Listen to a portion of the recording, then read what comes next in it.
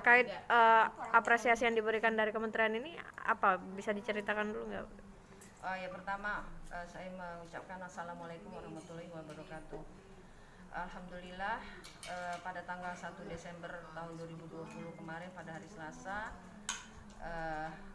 saya perwakilan dari Sumatera Selatan bersama dengan 7 provinsi lainnya, yaitu jadi ada 8 orang untuk mendapatkan penghargaan API, yaitu Anugerah Perempuan Indonesia yang ke-7 pada tahun 2020 ini. Jadi perlu dijelaskan juga apa itu API itu. API itu ialah sesuatu penghargaan yang diberikan kepada perempuan-perempuan Indonesia yang diharapkan akan menjadi perempuan yang bisa memimpin Indonesia kelak di kemudian hari. Nah, API ini yaitu Anugerah Perempuan Indonesia ini adalah nantinya otomatis akan menjadi pengurus PPPI, yaitu Perkumpulan Perempuan Pemimpin Indonesia. Jadi setiap daripada provinsi itu akan ada PPPI masing-masing di DPD di Indonesia, seperti itu ya. Jadi PPPI itu ya ada wadah alumni, artinya seluruh pemenang daripada API itu otomatis akan menjadi ketua daripada PPPI di masing-masing provinsi. Nah, beserta mitranya dalam kepemimpinan global itu internasional serta lokal di Indonesia. Jadi nanti mungkin bisa di Indonesia, nanti kalau dia berkembang itu bisa menjadi ke internasional, gitu ya.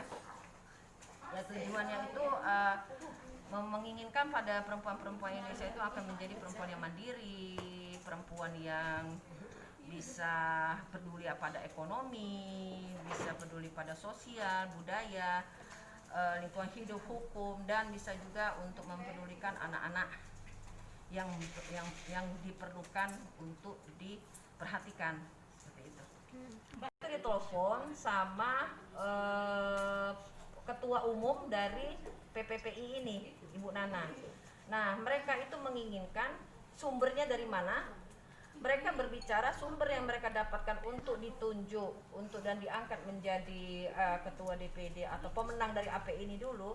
Mereka melihat dari sumber media.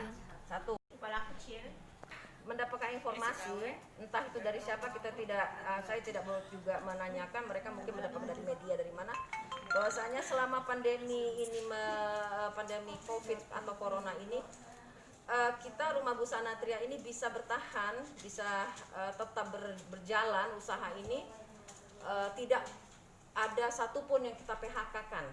Nah, dia menanyakan seperti itu, kenapa bisa seperti itu. Siapa yang nanya yuk? Ini pada waktu pandemi itu kan 1 bulan hampir kurang lebih lah itu kan tidak ada pembeli sama sekali. Tadi kan aku sudah sempat cerita. Terus akhirnya kita berpikir bagaimana saya mempertahankan usaha ini kan, supaya karyawan ini tidak ada berhenti gitu, tidak ada PHK.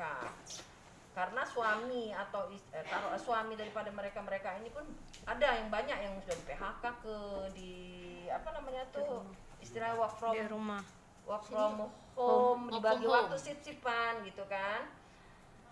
Ya tentu aku berpikir